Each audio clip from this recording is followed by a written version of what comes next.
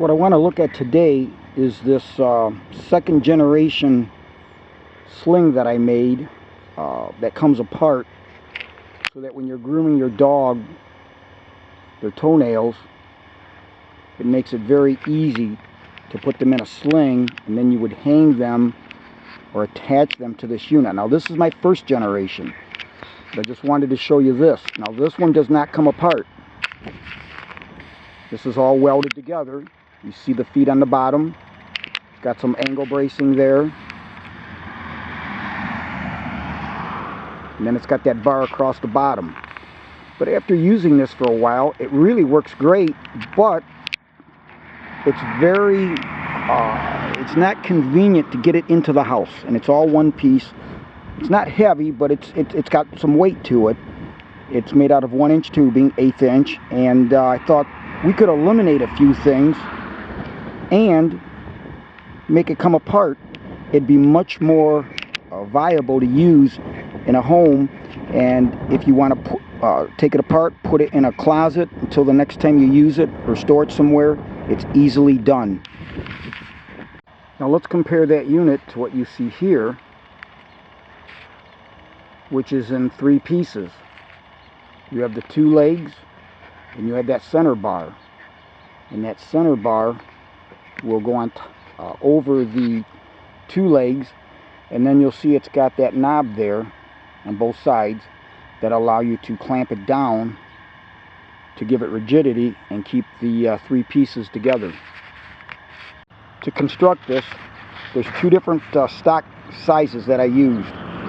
First, we have here 1.5 inch tubing. That's outside, 1.5 inch by 1.5 inch square tubing by 1/8 inch thick. And then we've got the 1 by 1 inch outside tubing by 1/8 inch thick. Now the reason we needed the 1.5 inch tubing is because that's what comprises of this piece that has to slide over the legs. Now this piece isn't the bird, but what would happen is the 1 inch will fit inside like this, and then the clamp will keep it in place. And the only thing that I would do different if I had to build another one is I would keep the 1 by 1 inch tubing 1/16 inch thick stock instead of 1/8 inch, but you have to keep this 1/8 inch, the 2 by 2 or the 1.5 inch by 1.5 inch. You want that 1/8 inch so that you've got enough meat in here, so when you drill and tap it for 1/4-20 knob that you see there, you want to have enough stock. But that's the only thing I would do different. It would still lighten up the load a little bit more. So next we'll take a look at some of the dimensions to this. Now remember, this is all scalable, so this is just what I determined I wanted. You can make this any size to whatever dog you have. I've got 2 dogs. One of them is just under 8 pounds, Charlie, and Moose, she's now just under 2 pounds. And this isn't for Moose, because Moose is easier to handle, but what I have found that dogs, Charlie's way more compliant. I mean, you can cut the nails, she just stays right there. It's so much easier and quicker to do. So again, I'm not sure how big of a dog you could do. I guess it depends on what sling you buy. You'll see it later in the video. I got mine off Amazon. But again, just size this to your pet. So this base piece, this foot, I made 18 inches long. The upright is 34 inches long. And those are the cut lengths. And as can be seen here, the upright is welded to the foot, like you see here. Now this top bar is cut 28 inches long, and when I put these side pieces on, that leaves me 2 foot in between each of these pieces. Now I held this back a little bit because I wanted to be able to put a bead, lay it right on the surface like that. And obviously there was plenty of room on this side to do it, but that's why I held it back. I believe it's about 1/2 inch. And so while we're looking at this knob, you can get different kind of knobs. I just had this. I've got all kinds of these around the house because I'm using different projects. But anyways, this is a 1/4 20 thread. The stud length is 1/2 inch. And then, as I said earlier, you want enough meat. So you wanted this 1/8 inch thick. And what you do is you'll take a number 7 drill bit, you'll drill your hole, and then tap it 1/4 20. Now, one of the things you might be asking yourself is, well, why so much slop? And of course, since this side is smooth, I'm going to show you something. So, as you can see, it's sloppy. Well, if you could get tubing that would go inside with minimal slop, that'd be perfect. But when you're getting stock sizes like this from a steel supply house, probably next to impossible.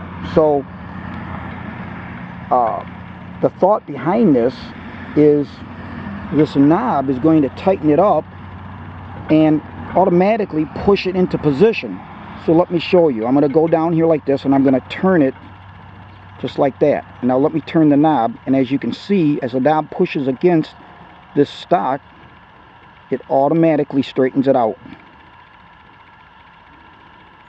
Just like that. Now, it's immaterial whether it's on one side or the other. That's not going to hurt this thing at all. But like I said, by doing it this way, you have the freedom of doing it. One of the things I was thinking about doing was taking thin stock that I have metal and epoxying it on the inside, and I thought, well, what a waste of my time. Because again, it straightens it out. There's no need to waste any time furring these areas out with thin stock. Okay, so I did neglect to mention the length of this 1.5 by 1.5 tubing is 4 inches long, and then I drilled and tapped that hole 2 inches from each end, basically in the center of that is where that knob is. Now this is on grass, so I'm going to have to lift it up a little bit because it's not going to turn real good, but you can see how it turned there, you know, how it leveled around. So if you're on a smooth surface, you wouldn't have to lift it a little bit like I did, but you get the point.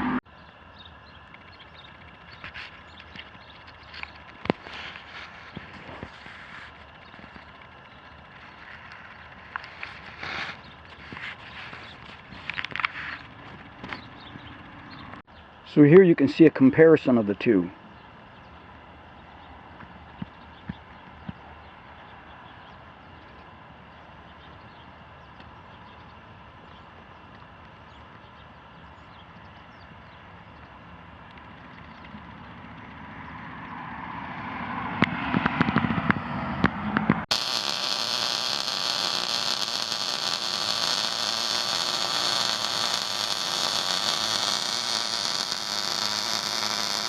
And the major advantage of Generation 2 is that it comes apart, easily taken into the house, and stored wherever you want to put it.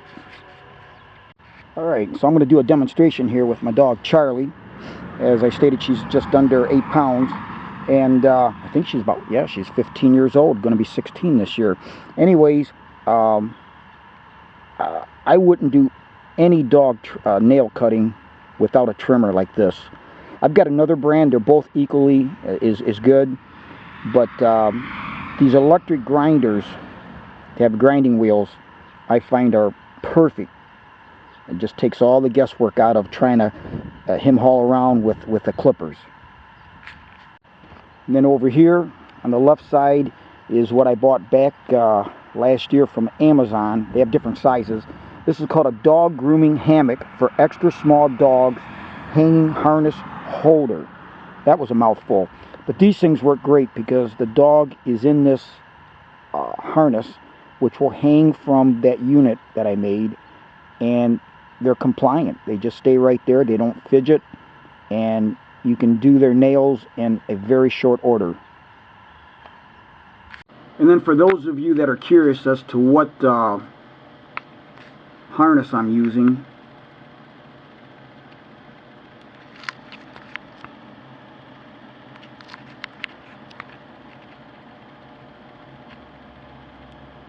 And then to be organized, I just use these Rubbermaid containers. They come in various sizes, and they work out excellent for keeping everything organized and parts and pieces from getting lost. So then before I get the dog, I always like to get this ready. The part that the dog will attach to here, I have those ready to go. So as you can see, Charlie's in that sling, in that harness, and she doesn't squirm around like she would if I'm trying to do her nails if she wasn't in there. What's up, little Charlie? Charlie says, get me the hell out of here. So anyways,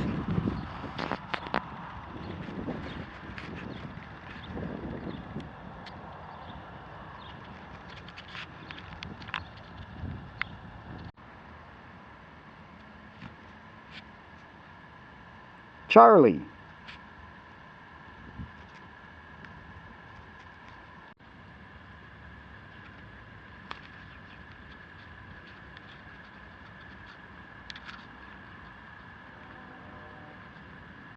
Alright, so let's give this a try.